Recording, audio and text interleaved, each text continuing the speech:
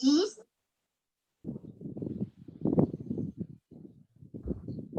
Once again, good evening to everybody out in the East and good afternoon to everybody in the West. I hope you find your days are good and getting better. Hopefully we'll see a lot. This evening for our umpiring and lap scoring seminar, we're going to have some individuals that we were so fortunate to have 4 of our officials attend the Tokyo Games this past summer. And each one of them will be giving a short little synopsis, and hopefully they can tie it into umpiring a bit. Unfortunately, Danielle will not be with us tonight, but hopefully he'll be with us the next time we do an umpiring seminar. So with further ado, everybody's got a lot to say about Tokyo. So I will start off, I believe, with Louise. Louise, please. All right. Okay. Now, am I screen sharing? Can everybody see my screen? Yep. Yep. Okay, we're good. So yeah, I'm going to start off with just a few of my impressions, takeaways from Tokyo, and then I'll just move right into doing some umpiring. I will say that, first of all, I was very lucky. I didn't have a permanent assignment. So I got to do a little bit of several different areas and then had the opportunity to visit some of the areas that I wasn't working at. So it was pretty cool. And as you'll find on some of my pictures, yeah, I visited a lot of areas, maybe some that I even shouldn't have been visiting. So Olympic Stadium, I didn't think ahead about walking into Olympic Stadium, but I said, it's kind of like walking onto holy ground. It was just like an overwhelming experience to walk in there. So they had an unbelievable amount of officials. I believe it was 270 national officials. So after we had met with all of them, we did a tour of the stadium. We stopped at Technical Information Center. I just want to point out, you notice how many men are standing around not doing much, but there's one woman in the background doing all the work. Just saying. One interesting observation, and I didn't notice this till just about the end of the meet, there was very few women officials. I can't answer why.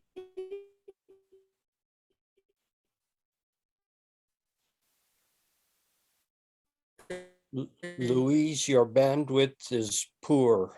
It also apparently took a lot of people to set up a set of blocks. Yeah, nothing I can do about it, sorry.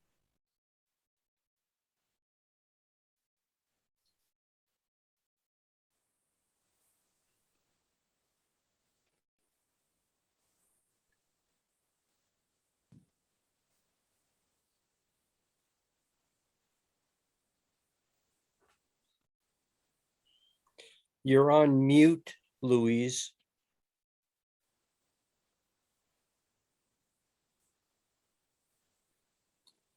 Louise, you need to unmute yourself.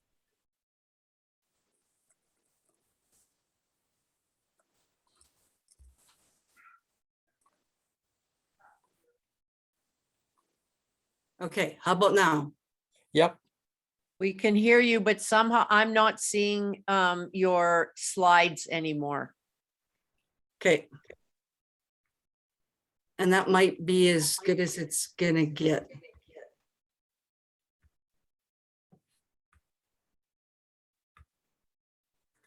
Okay, I'll talk about what my pictures are in case you can't see them. So yes, a lot of officials, volunteers doing tie downs. There was a lot of officials everywhere. volunteers, we had them everywhere. I got a picture of the volunteers actually vacuuming off the track. Then we had a group of programmers. They were out there programming the implement return vehicles. And everyone thinks those are remote controlled. They were not remote controlled. They were robotic and they used GPS to know where to go. So they had technology everywhere. They had these robotic machines taking our pictures. If you wanted, you could, it printed a picture for you right there. Then you could scan the code and download it and put the little logos on the corner if you wanted. If you're sitting in the stands, it would come bring you a moist towelette for when it was hot out. The trash can was following people around. It was kind of cool. So one of the coolest things is to see your flag. As ITOs, we're there. We're not representing our country. We're like Switzerland. So we're just there to officiate. But it was pretty special when you got to see your flag.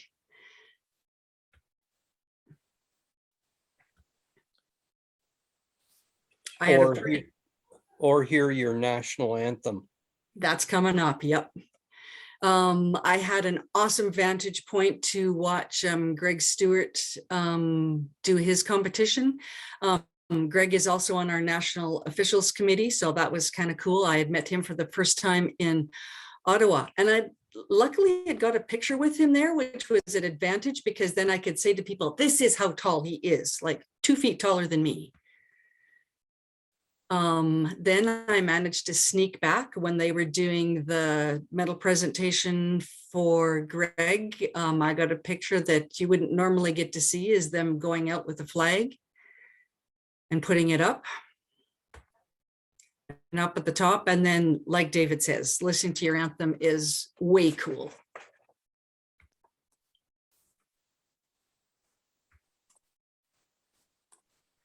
Wasn't many people in the stands, but it was exciting when we did have the Canadians in the stand.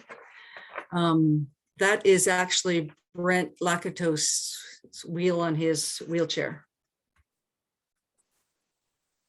This is another picture that, yeah, I probably shouldn't have because there's no photographers allowed. I made sure I asked a volunteer, not an official, if I could be back there. I quick took the picture and left. So we had a formal uniform night. Well, we had a couple. I honestly don't know how they made it through the Olympics wearing formal uniforms because it had cooled off by the time we had to wear them. But we had fun doing pictures night. We had the Blues Sisters. Moved on to the marathon on the very last day.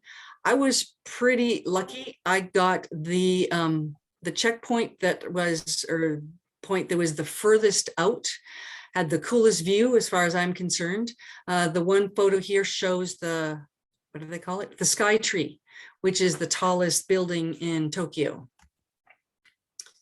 One of the chase vehicles was this futurist looking car. Then after all the competitors went past, then the bus came by and started picking up the ITO. So we actually end up following the competitors back to stadium. Every intersection you came to, there was police buses marking or stopping, blocking the intersections. And this photo I have, if you can see it or not, there's actually 8 people in the photo that are either police or volunteers. Again, the presence of people that they had working in these meet was phenomenal. One of the other things that I got a lot of pictures of, or that you saw a lot of, was vending machines. They said Japan has more vending machines per capita than anywhere in the world. And I believe it. They were everywhere. 2 of our officials, one from Japan and one from Czech Republic, were pretty lucky. They got to have breakfast outside of Tiffany's. No, really, it was her that was the only one that was excited about that, not him.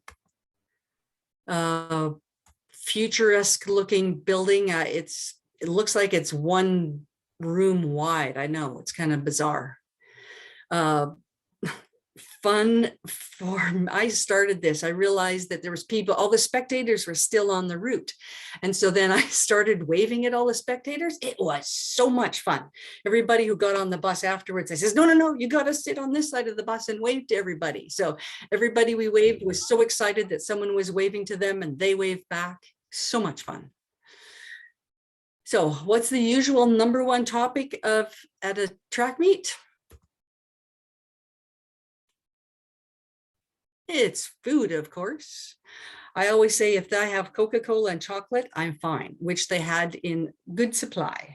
But they also had, this is Japanese, it's called inari sushi, one of my favorite foods. So I was pretty excited to have it there. So on to a bit about umpiring. Yes, as per usual, we walked the track before each event, or sorry, each session. Something that we always do, even more important at a WPA event, because if there is a loose spike on the track and a wheelie hits it, that could be a disastrous to have a blowout.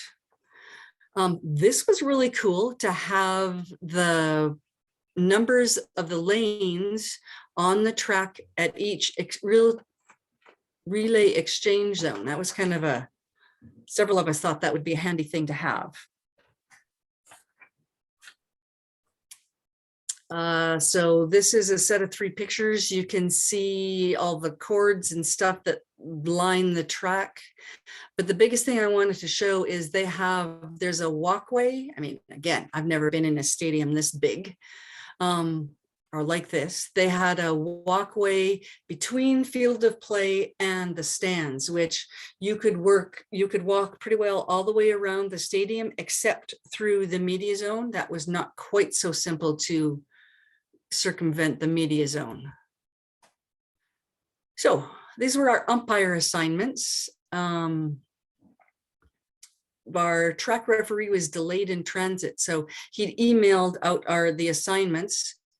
And some of us couldn't figure out where the heck did he want everybody. So, but then we got the legend of what everything meant, and really it was so much simpler. Once you knew what the legend was, you knew exactly where you stood. You didn't have new officials, but if you have seasoned officials, I would definitely say that is the way to go to tell people they need to sign. Oops, direction. Times was home stretch front view, home stretch.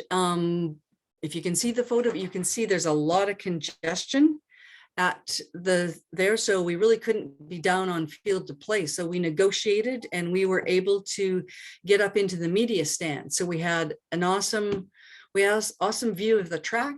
When it started to rain, we were out of the rain for the most part. And I had people before I left said, are we going to get to see you on TV? And I'd always say, not if I'm doing my job right, you're not going to be able to see me. And the best place to hide from the media is right up in the media area. So you can see that was my vantage point when Greg was competing. When Brent came around, Greg came over to congratulate him. They were actually roommates while they were there. For a different angle, different night when there was more rain. So I'm looking at the athletes go around and thinking, oh my gosh, that guy's got his hat on backwards. Yeah, he was a Canadian. Only a Canadian would be wearing his hat backwards. Being that I know Jane is going to do her presentation afterwards and talk about, I mean, jury does a lot of work, but yes, they had their jury room, but yeah, it was also a skybox.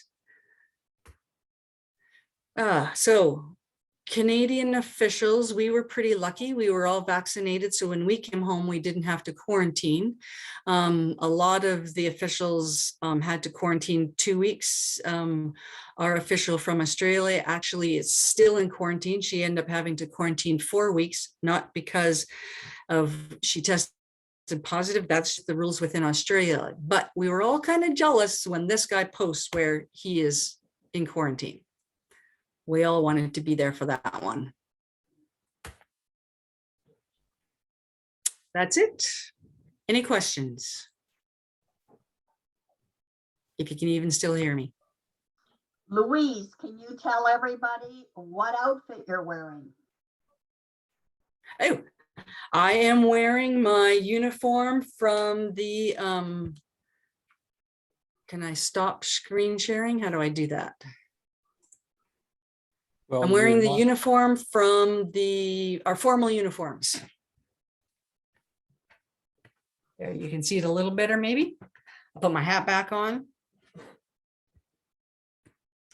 I'm pretty sure I am never going to be wearing this uniform again anywhere, so I figured I better wear it for these presentations. Thank you, Louise. That's good. In about 1 month, you can wear it again Okay. for Halloween.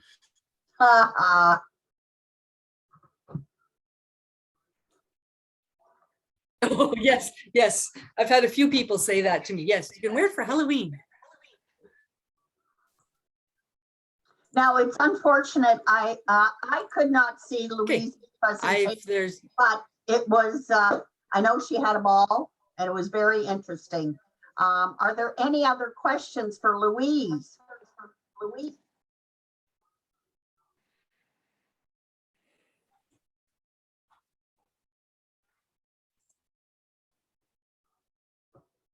No one? Okay, being no further questions, could we move on to David Weicker? Yeah, I'd like to share my screen, but I'm apparently not able to. You're not able to, Oh, now I can. oh, perfect. Can everyone see that? Not yet. Yes, we do. Okay, so this is a pictorial and spoken view by a video referee, which does have relevance to umpiring, as you will see in a moment. Here are all of my colleagues. You'll see Louise in there. This is on Friday night where we're all wearing our dress uniforms. Like Louise, this is a look at the stadium, outside view, and then the inside view. And the way they did the seats, it makes it look like it's full of fans, but there's nobody there at all. The video adjudication room was our workplace, and it was air conditioned. And it had to be air conditioned because all of the equipment that's in there. There was a separate jury of appeal video room where which was just down the hall. And that's where the jury of appeal would show video to team members, and there was only one team member allowed to view the video at any time. This is a picture of myself and Ben from the Netherlands. He's an ITO, and he was a video referee responsible for the field events, and I was the video referee responsible for the track events. And you'll see 3 screens in the middle, and they were all fairly big screens. You can see off to the left, you can see the corner of a screen that was used to control what went up on the view, the screen on the far left, which was for track. And it was basically split into 4 different views of every track event. And the one in the far right was split into 4 also for different views of different field events that were going on at the same time. And the one in the middle was always the live feed. And this is Ben working, sort of. You can sort of see 4 screens there, but not very easily. The live one in the middle and one on the track on the far left. We were, and you'll also see two video operators sitting down as Amy and standing up as Catherine. And they were what I called the brains of the operation. But the real brains of the operation was the technology that we had. And we were essentially connected to all of the host broadcast feeds, which is commonly what you're relegated to, even though the operators were from Hawkeye, and Hawkeye do normally operate as many as 17 cameras at different events. But the host broadcast feed was quite good. This was a close race, but it's obviously very easy for photo finish people to look at, because they're shooting at 2,000 frames per second, and the host broadcast is only shooting at about 30 frames per second. And this one is fairly easy for all of us, I think, to see. The guy on the outside here, or lane 7, he was first. Lane 6 was second. Lane 5 was, or lane 4 was third, and lane 2 was fourth. And you can see the others coming up behind.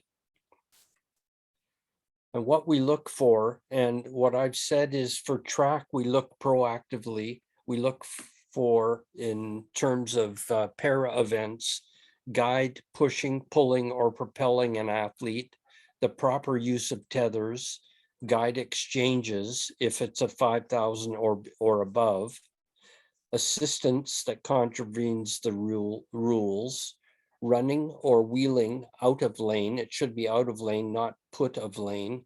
Cutting in too early at the brake line, taking drinks from other than drink stations in the marathon, and relay passes, and starting in zone, among other things. So basically, we look at the same things for a track event as umpires do. For the field, we say reactively, because reactively, officially, we're the field event referee, video referee, is looking at implement landings and proper throwing technique, lifting in seated throws, and proper takeoff in horizontal jumps, again, amongst other things. So here's an example of a tether where we can see it's in the right hand of the athlete, but it's not in the left hand of the guide runner, and it has to be within his hands, within both parties' hands at the finish line. And they're not at the finish line yet. We can also see this is a wheelie athlete who is definitely on the line. We also look for guide pushing, and in this case, he's propelling the athlete just before the finish line. And in this picture, the question is, how many starter's assistants does it take to set up starting blocks for an athlete? And apparently it takes an awful lot. Normally, there's only one starter's assistant out there, but as you can see, with 237 technical officials, there were a lot that were doing a lot of different jobs.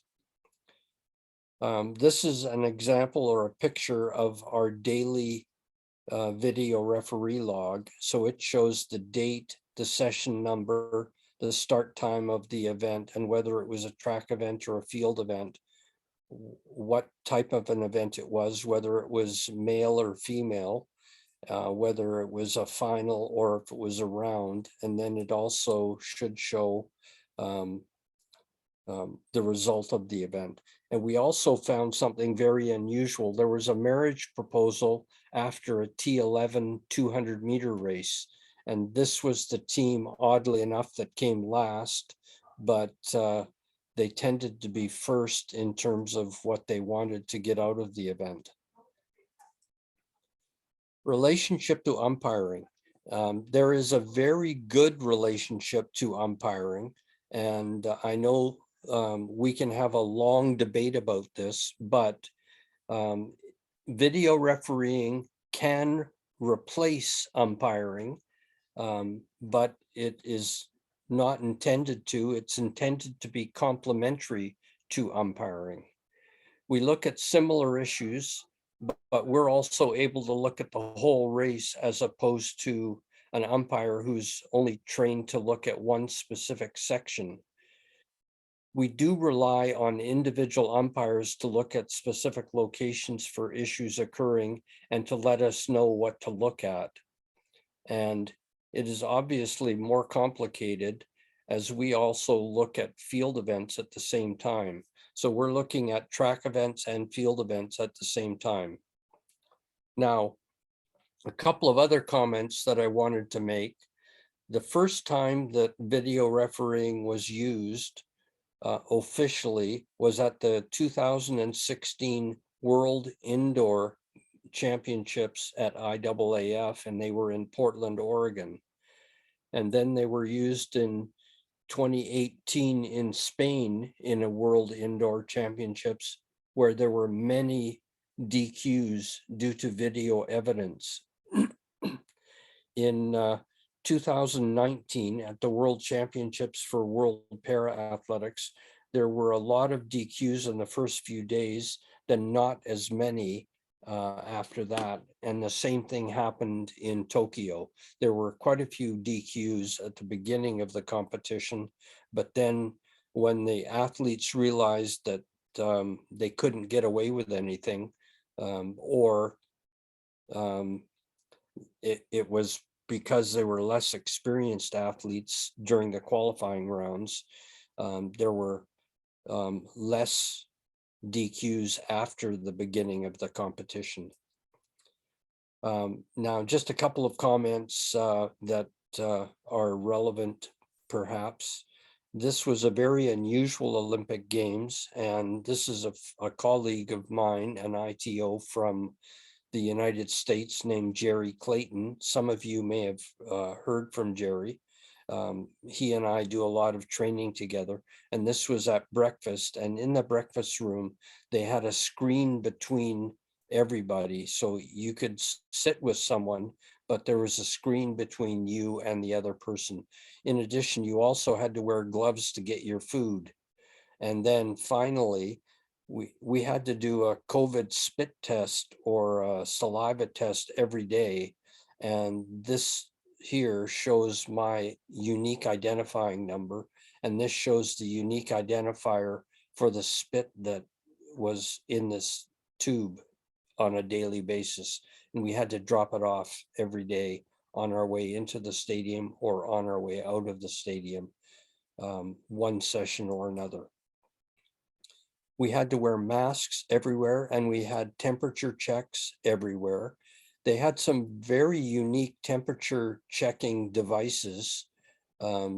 They could check your forehead for temperature. They could check your wrist for temperature. You could also take you could scan your basically your body temperature looking at an image. And we had to do our temperature every day and record it in a specific app on our cell phones or smartphones. And that is all I have to say, unless there are any questions.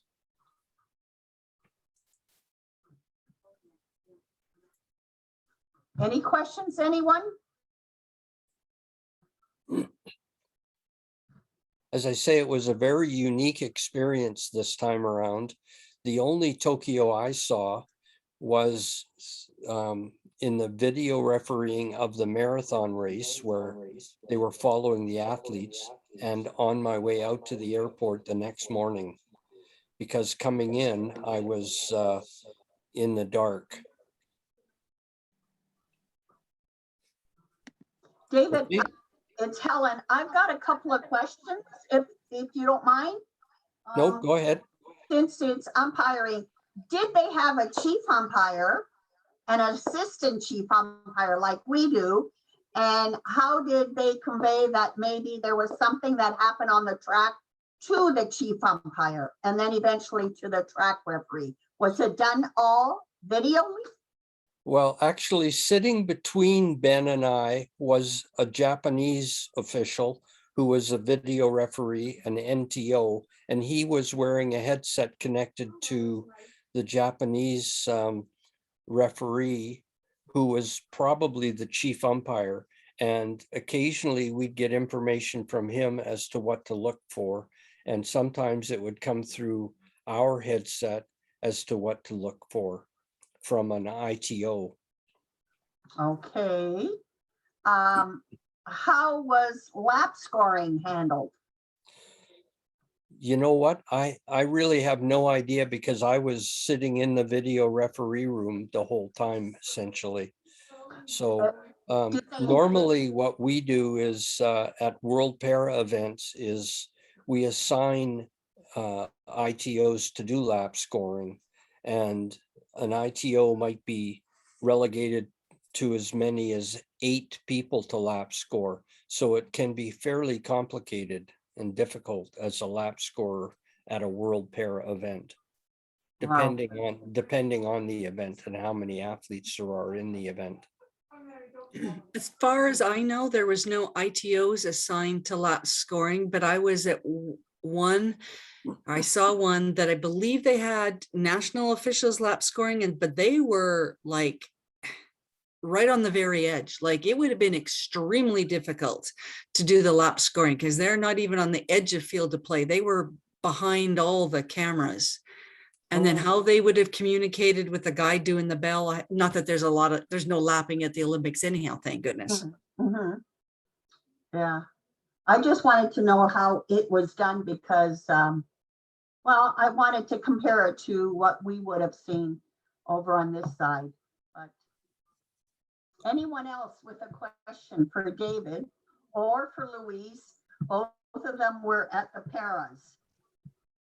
So that was their point of view. That was their report from the Para. We thank them for that. It was, I know it was a wonderful experience for both David and Louise. Hopefully many more to come. Anyone? Anything? I have a question for David. The first shot that you show in the running where there was a guide and the athlete, and you mentioned that one of them was carrying I had trouble pronouncing this word, but the tether, and the other athlete had it in the wrong hand, I believe you said? No, the athlete was holding the tether, but the guide was not holding it. And So it was loose, you mean?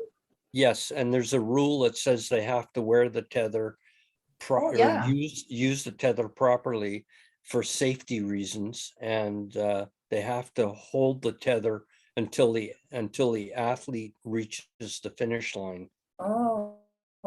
So do you know if it was from the beginning of the race that the guy was, sorry, who was not holding it, the guy or the race or The guide was not holding it at the finish of the race. at the finish, but it was holding it during the race, actually? Yes. Yeah, okay. Oh, thank you. But the video is a good way of proving that the athlete was not holding the tether, but it can also be seen in the photo finish image. But the person responsible for making the DQ or disqualification would be the video referee or the track referee if the track referee sees it. Right. So was the person disqualified? In this case, yes. Yes. Okay. Does it matter if it's just a few steps? No, it doesn't matter. It doesn't matter how many steps. It just matters that they weren't tethered at the finish line when the athlete finished.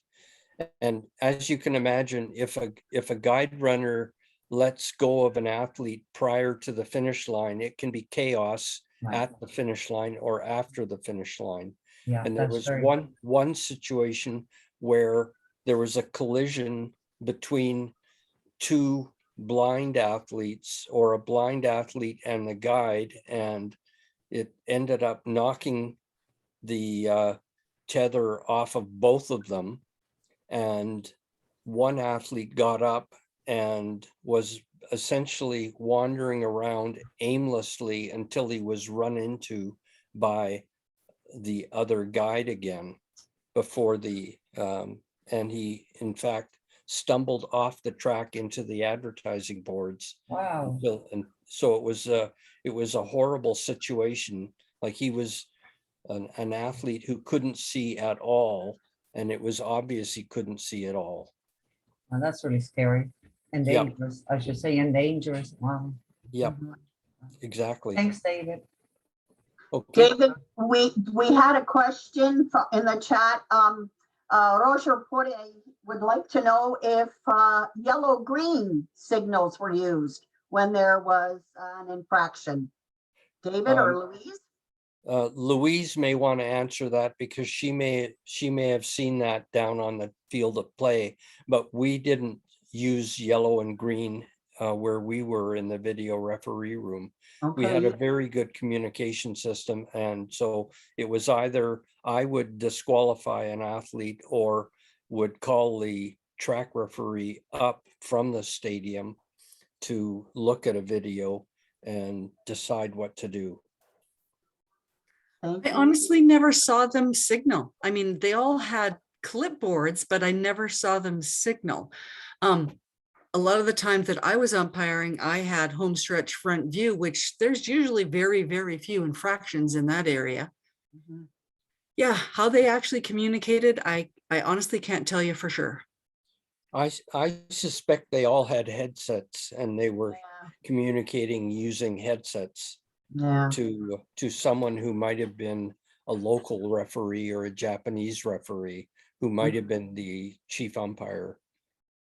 Yeah. It kind of makes sense, perhaps because the umpires have to be sort of hidden from view. So I don't know how you can use green, yellow, and if you're hidden from view, basically, right? Unlike They how weren't we do it hidden. here. They weren't hidden. I mean, you maybe didn't see them, but they were in plain view of each other.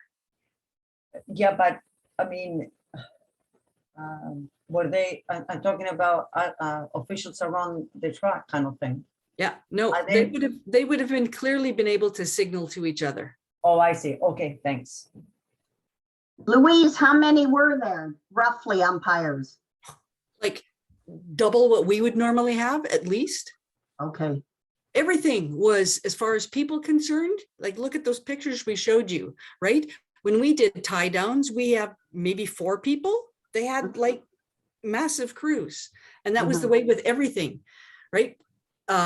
TIC, right? Look at that. When we did world championships, we had 2 women in there running the call room, or sorry, TIC. There they had, I don't know how many they had.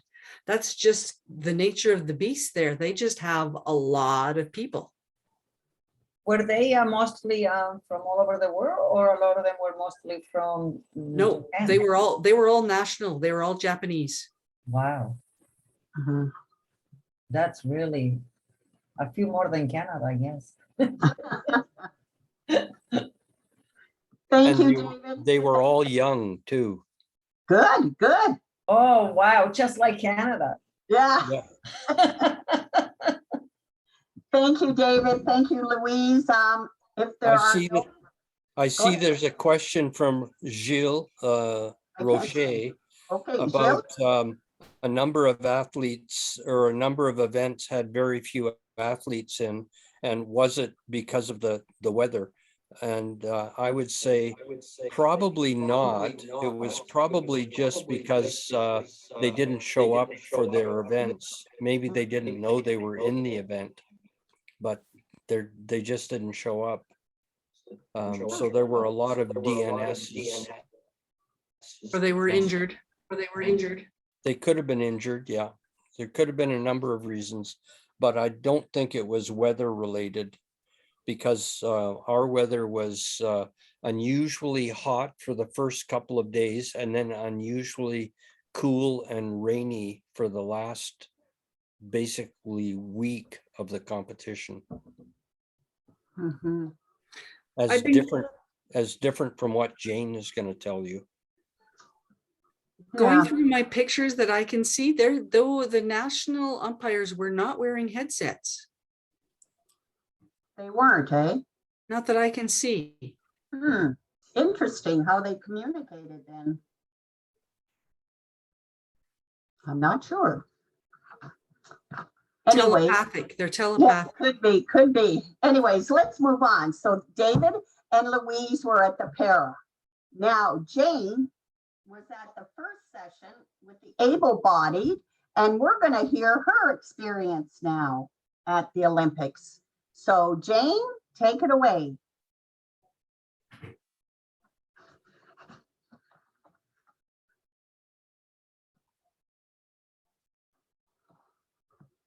I'm just getting to share my screen here. Yep. Hmm. Yes, I had the honor of going to the Tokyo Olympics, and I was also able to go to the Rio Olympics, both of which were very, very unique experiences. Tokyo, I was not excited until I was actually on the plane going, because the way our past year and a half has been, one never knew what was going to happen. So the event did happen. The performances were outstanding. There were two sets of Olympic rings that were just outside the stadium. So this was before we even started, that we were able to walk around and get a picture or two. The only nice thing about having no fans there was there weren't throngs of people everywhere. You could move around quite freely, well, between the hotel and the stadium, that is, because those are the only two places that we saw. David and Louise have both alluded to COVID protocols, but before even departing for Japan for the Olympics, we were sent a 70-page playbook to review, which was only COVID protocols. You had to have 2 COVID tests at a Japanese accredited lab.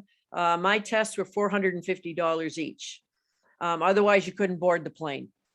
You had to download 2 apps on your mobile phone, and they are very much technology based, and you could not even get through immigration unless you had your phone open with these apps on them. One was basically a health recording app, and the other one was a GPS, or it was for contact tracing if that need would arise. Once we arrived in Japan, we were warned that have your phone fully charged, because you could be 9 hours getting out of the airport or going through immigration. After we got off the plane, you had to have a COVID test, and you weren't allowed to move on until the result was received. I lucked out. My test only took 50 minutes. As I say, other people took hours.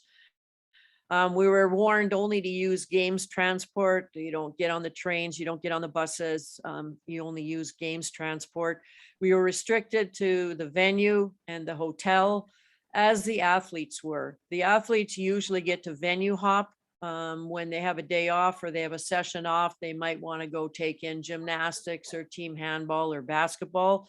And this time around, they only had access to the Olympic Village or their hotel, depending on where they stayed, and the venue that they were competing in.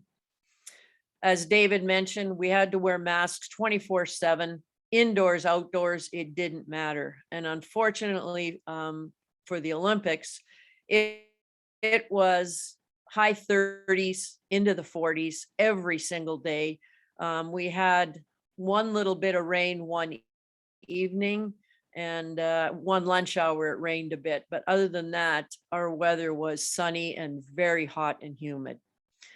We underwent daily COVID tests and health reports. So every day you had to do your the spit test, drop it off, as David said, and you also had to fill out a health report on OSHA, which included your temperature. But before you went in the hotel, before you went in any restaurant, they were all taking your temperature. So it was really easy to get your temperature recorded because it was taken everywhere. Temperature checks and hand sanitizing were everywhere and anywhere. Before you entered the stadium, the probably a minimum of 5 volunteers would converge on you wanting to take your temperature and then pointing to the hand sanitizing before they let you get to the bag check and other security things. Plastic gloves and plastic dividers in the restaurant, as David showed you. When we arrived, we were given a sanitary kit. And in it were at least 14 masks.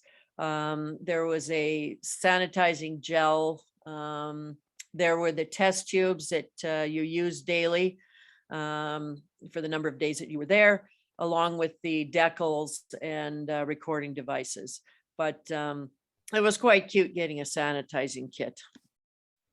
Stadium COVID protocols, there were temperature checks and hand sanitizing at security, mask use except when drinking or competing. And that was for everybody, athletes. It didn't matter whether you were photographers, media, everybody wore masks. There was physical distancing in the stands for the few people that were allowed in the stands. There were chair covers on every other chair so that you didn't sit next to anybody. Athletes were required to hand sanitize before going through the mix zone. Athletes placed their own medals around their necks, which I think most of you saw in the medal ceremonies. This is just a little view of the stadium and then the buildings that were around. It's quite a beautiful area. As you can see, Louise and David are much more savvy at doing a PowerPoint and creating it than I am. My job at the Olympics was not on the field of play. I was secretary to the jury. So I gathered all the information for the jury members, was liaison between the team members and the Technical Information Center. I tried to appease everybody before anything escalated to an appeal. But if an appeal did happen, I collected all the information, paperwork, video, evidence, and personnel to support an appeal. I coordinated the communication and convening of the jury. I communicate the appeal and the decision to all the appropriate parties. I was on a WhatsApp group with probably 40 people. So when an appeal happened, I'd take a picture of it and send it out to all these people so everybody got it right away. Once the decision was communicated to the team, then I would again shoot out the decision to everybody. So media, everybody knew what was happening. I accompany the chair to deliver the decision to the team. Sometimes this is good news, sometimes it's not so good news. I mediate in there, draw the meeting to a close if we've got a number of people to meet with. This is where the jury sat. We were not in a special box. We were just in the seats. We were on the home straight. And if you saw the rings on the dead center of the home straight, we were up from that about 15 rows or so. On the far right of the screen, it's very difficult to recognize people, but that's Abby Hoffman from Canada. She was chair of the jury.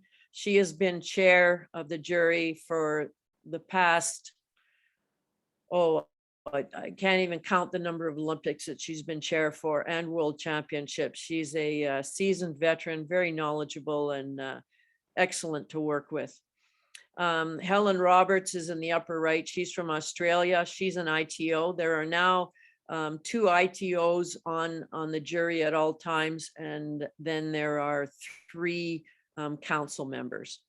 The gentleman in the center is from Ireland, and the lady on the left is the the council member from Colombia. The appeals in Tokyo, there were 19 in total, which we got off very easy since there were 72 in Rio. But in Rio, as David mentioned, was the advent of the video referee, and teams weren't familiar with it. Athletes weren't familiar with it, and they didn't understand that there were eyes everywhere, and there were the eyes of the umpires, and if the eyes of the umpires didn't catch it, then the lens of the cameras, the various Hawkeye cameras caught it, as well as television cameras. Of the 19, there were 8 dealing with obstruction, which were predominantly in distance races. 6 of the appeals involved relay exchange zones. 2 dealt with lane violations. So in all of the Olympics, there were only 2 appeals on lane violations. So that's, I think the athletes are kind of getting the message that they have to stay off the lane line, that somebody's going to see them. And then there were 3 miscellaneous ones. There was one on a lane draw, qualification, and one on advancement. Characteristics of the obstruction appeals. There were very limited DQs by track and or video referees in regard to obstruction. Most of it was distance running or the normal, when they run in a pack, things happen. The track video referees would deal with obstruction when hearing a verbal appeal. Then they would either advance an athlete or not. Most obstruction appeals involved an athlete falling and others having to run around them or try to divert around them. And again, it was mostly in distance races. The jury was very conscious of being consistent in the application of significantly affected when you're talking about obstruction.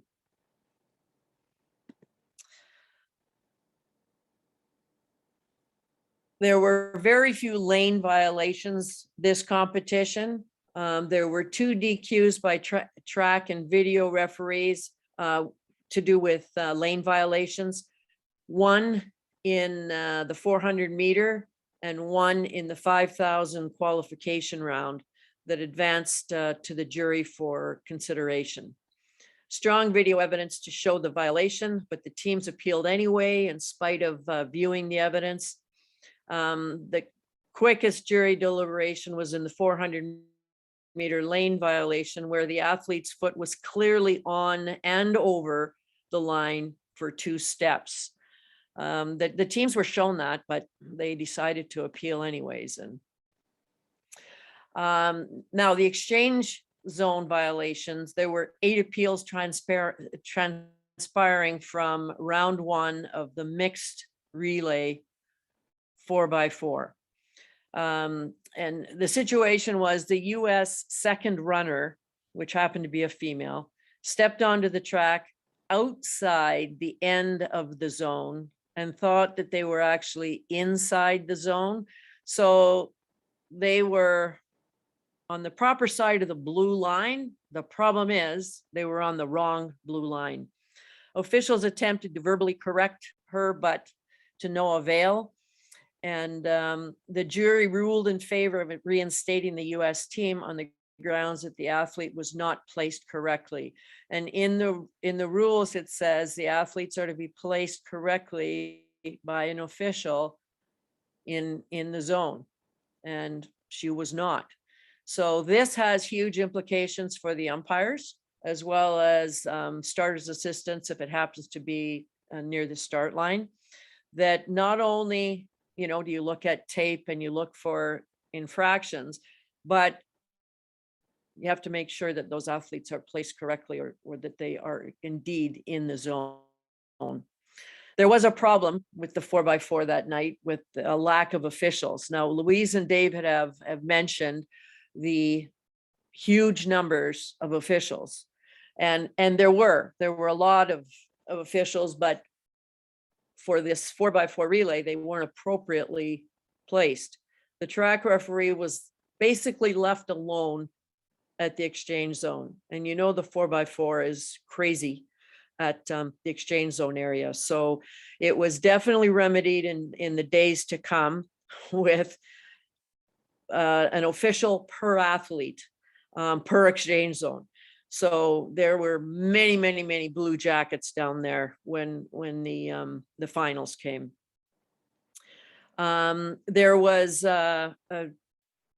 I'm going to make a comment on the validity of performance and moving in the zone. The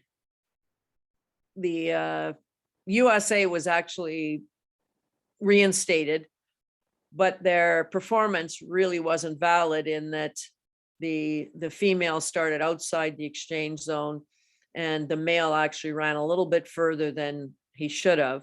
But you take this, it would be similar to in a relay, in a hurdle race, when an athlete's hurdle is knocked down by some other athlete and they're expected to go over the hurdle anyways, but there's no hurdle there to go over. You can't disqualify them if they make an attempt to go over the hurdle when it was through no fault of their own that there's no hurdle there. So they can still advance, but it's not really a valid performance. We had one problem with an athlete moving on the exchange zone for the third exchange. We all know that the athletes are to be put on the exchange zone line in the order that their athletes are crossing the 200 start mark. And the Dominican Republic kind of just ambled out onto the track, and she was in lane 9 when her person was actually in second place. And so at the head of this home straight, she noticed that, oh, my person's in second place, so moved over into the second. People saw her move, but she was actually moving to the proper place. So again, there's a huge need for the officials to step in and do their job. What's the umpire impact, interaction with the jury? The importance of the umpire reports, I can't stress enough. More times than not, the jury is asked in the case of a disqualification on the track, or was there an umpire report? Where was the umpire standing? What kind of a view did they have? So your reports are very, very important to either supplement the video or to back it up. There is a strong possibility that in the case of an appeal that an umpire may be asked to come in and do a verbal report to the jury in their deliberation. Very, very important for the proper placement of exchange zones. I mentioned that the umpires, one of the jobs is to be at the exchange zones and ensure that the athletes are in the proper lane, in the proper area, and that it should be taken care of if the athlete isn't. There's a huge importance for eyes on the field of play versus video. Sometimes the angle, the lighting, the depth perception through the camera's lens isn't as good as we would like it. And the unfortunate part of an umpire is you see it live and you can't go back slow motion and you can't look at it again the way the video referee can, or the officials in there. But it's very, very important to actually have eyes on the field to see the competition live. Some observations that I took away from the Olympics: in spite of the smoldering heat, no family, friends, or spectators in the stands, the athletes came to compete. There were outstanding performances 3 world records, Olympic records, too many to count, national, season, and personal bests in each heat and round. At the end of each race, as the photo finish was reading the results and it went up on the video screen, beside each of the times or performances, there were little yellow boxes that would be saying season's best, personal best, national, and almost every athlete had some little yellow box beside their name because they all came to compete and the performances were outstanding. Athletes and teams banded together to support each other. They were all they had. So that their family and friends weren't there, but the teams really, I found a camaraderie that I haven't seen in previous years. It was fantastic. Japan planned, replanned, and planned again for success. I can't imagine planning an Olympics for 2020, having it postponed, then saying, okay, it's on. Oh, and by the way, we have a world pandemic still going, and you got to plan for that. But they did it, and it wasn't through lack of effort. They did a fantastic job. I believe at the Olympics there were 240 Japanese judges at athletics, and this is one of the pre-session meetings. Give you an idea of the number of officials. They held it in the call room, which was a absolutely huge area. And for the Olympics, since it was so very hot, we were told to wear our informal uniform or a daytime uniform. We wore it all days, but the last 2 evening sessions. So we only wore our formal uniforms twice because the heat was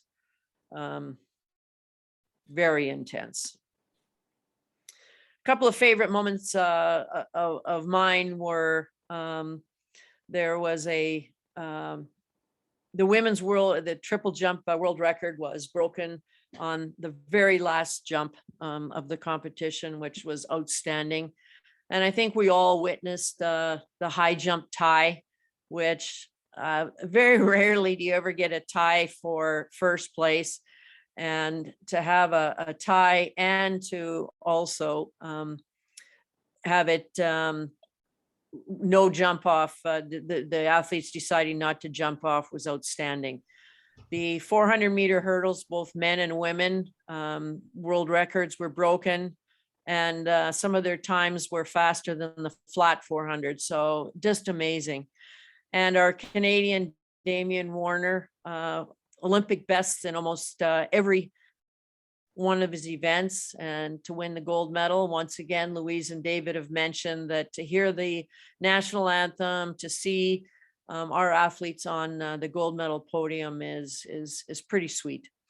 Andre de Grasse, his 200-meter was perfection.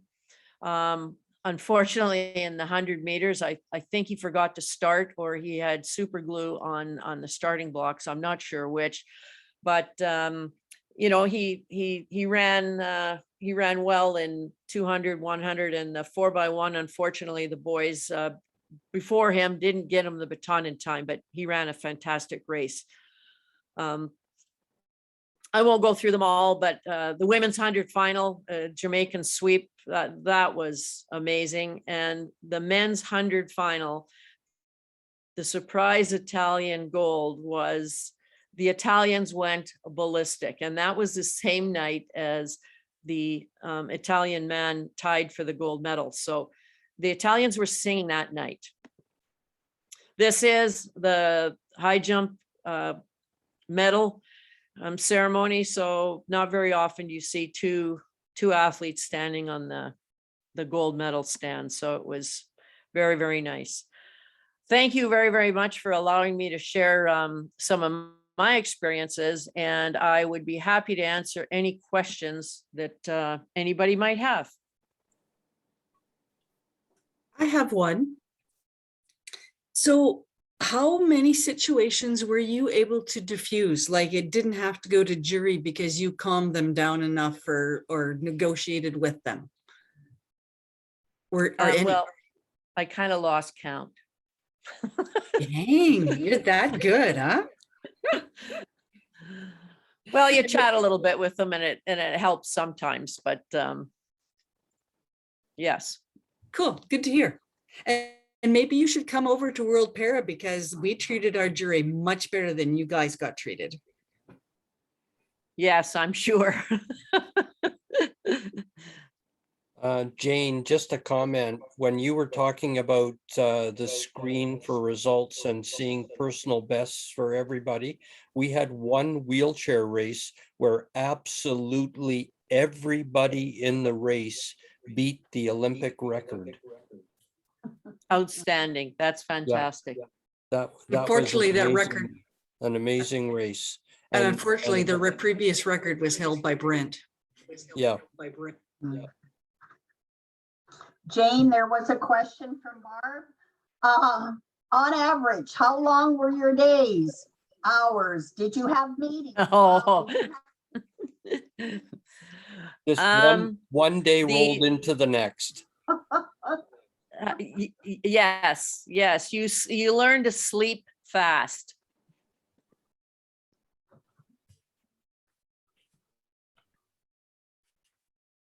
Oh, but in all honesty, though, there was always a morning session that usually 9 until 11. Sorry, 9 until 1. Now that's the session itself. You were there at least an hour beforehand. And then there was an evening session that went from 6 until 10:30 or 11. And Abby, as a chair of the jury, prefers to see the competition live in person herself and deals with any appeals after the session. So our work begins at 11 or 11:30 or midnight, and the jury deliberates on those afterwards. Like I have to check ahead of time if on the night that the 100 semis and the finals are run in the same session. Obviously, if there's some type of appeal and the advancement is within that session, we have to deal with it right away. But other than that, most of our appeals we deal with at the end of the session.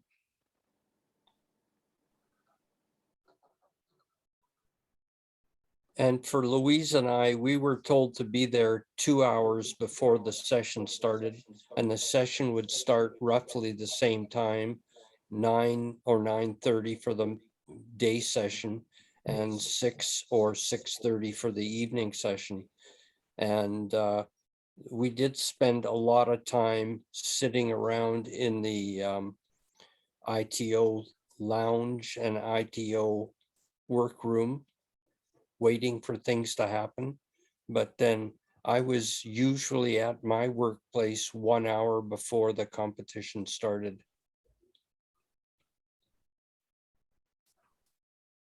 You do remember that you're making dinner tonight. When I was working call room, though, there was no sitting around. You needed those 2 hours ahead of time and you kind of hit the ground running. You learn to definitely nap in between sessions.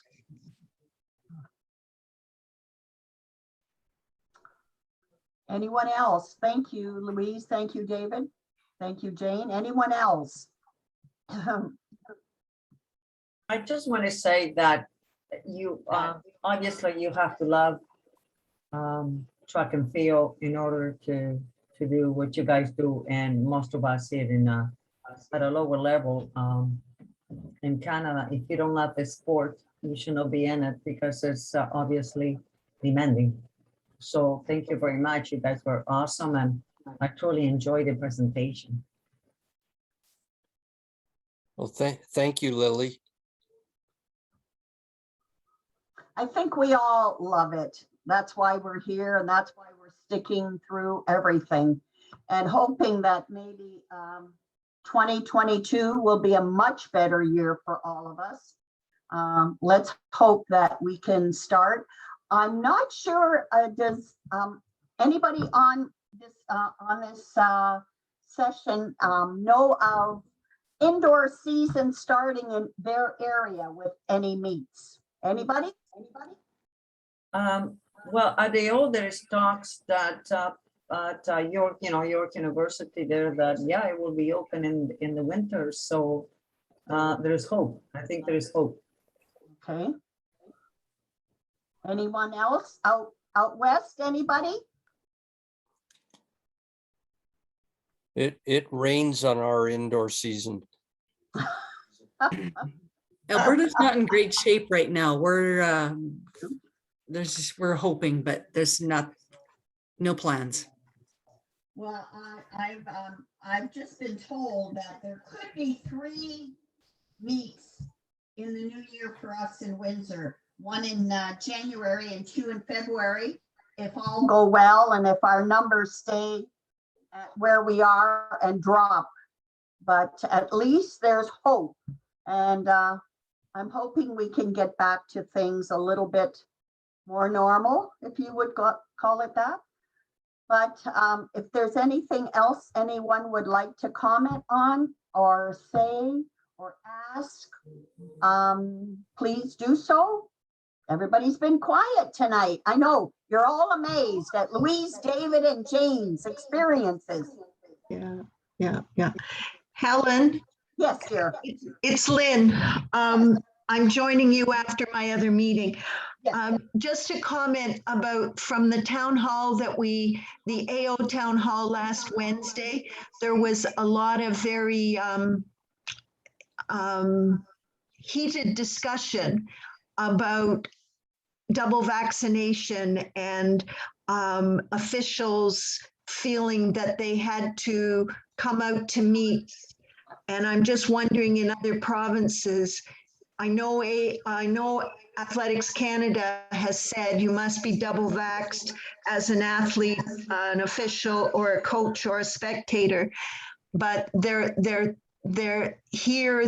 a great discussion about why there isn't another alternative, whether it's a negative it would have to be a negative COVID test. So it got a little tense on the town hall the other day. I'm just wondering if this discussion has been happening elsewhere. Good question, Lynn. Anyone, please? Quebec, out west, BC? In BC, I think it's similar to Alberta. Louise can talk about Alberta though, but in BC, for all Athletics Canada sanctioned events, you have to be double vaccinated. But if it's just a BC sanctioned event, you don't. Wow. It's a little different in Ontario with Athletics Ontario. Yeah. Yeah, I believe Alberta's doing the same as BC. Gilles? Anybody in Quebec? What are you guys doing? Serge, Gilles? We're still waiting about the indoor season. We're not sure. Okay. There's no final decision on the season. But Serge, your province hasn't stipulated that everybody going into a recreational facility has to be double vaxxed? We did not see any decision to say if we're putting the AC policy right now. Okay. Yep, it's a little different across Canada, I guess. But you see that in some meet they're asking the vaccination passport. Yes, I understand. Or if you don't have the passport yet, documentation that you have had double vaxxed. Yep. Anyone else?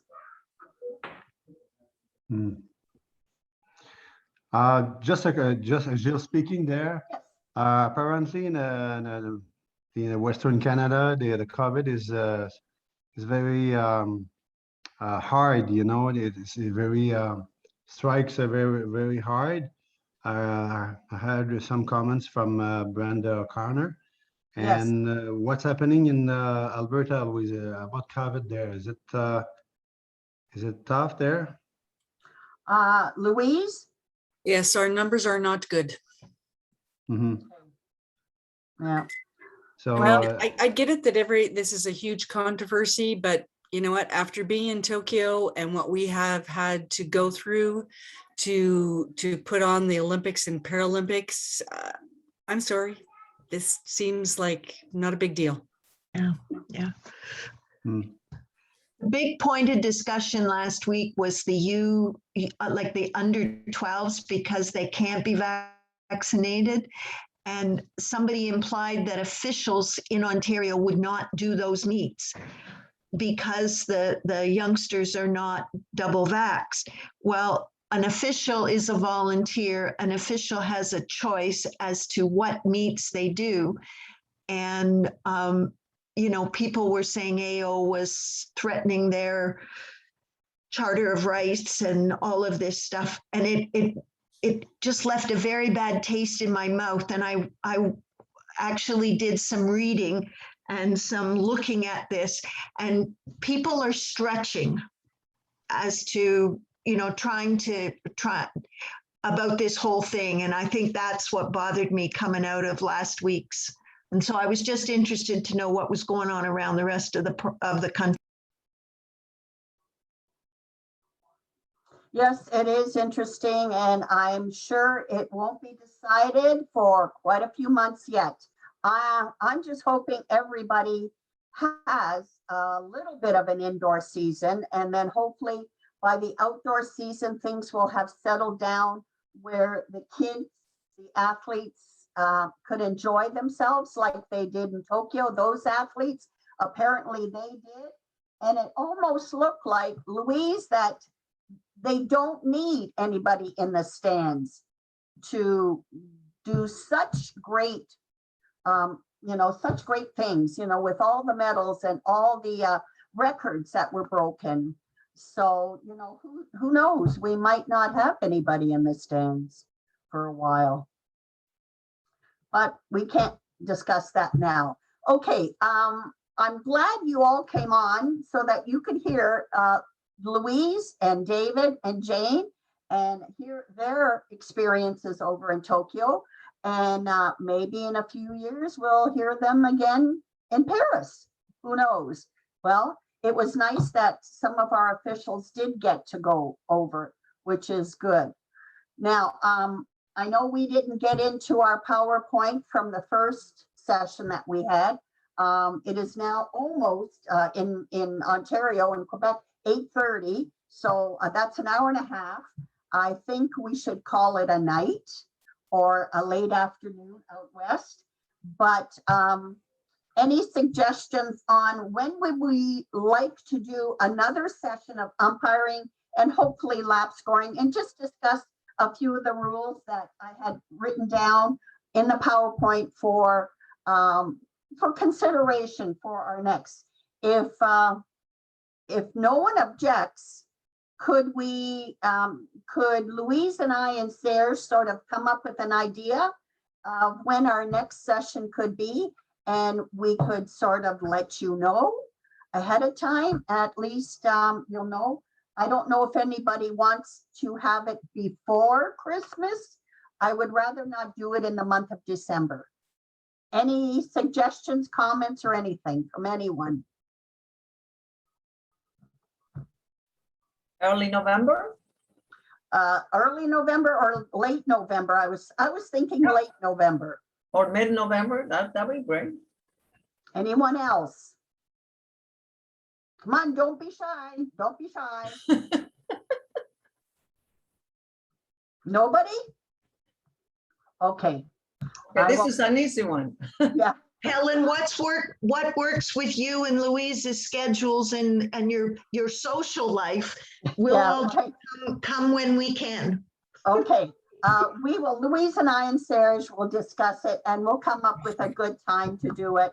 But I definitely won't do it in the month of December. I know everybody hopefully will be busy for the big holiday rush if we I have. totally agree. I totally agree. Sometime in November, not December. Yeah. That's Sounds my good. preference, but